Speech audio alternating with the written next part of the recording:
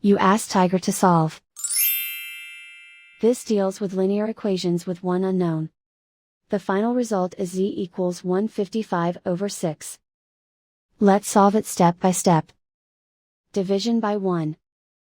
A variable's value does not change when it is divided by 1, so we can eliminate it. Group all constants on the right side of the equation.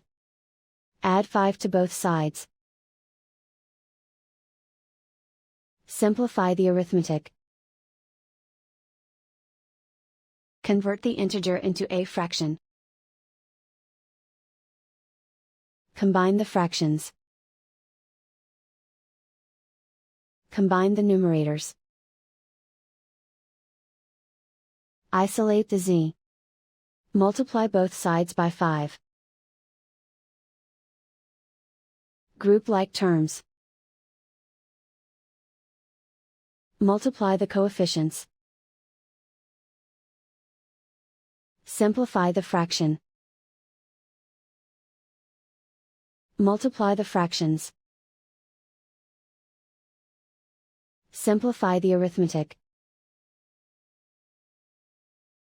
And so the final result is z equals 155/6.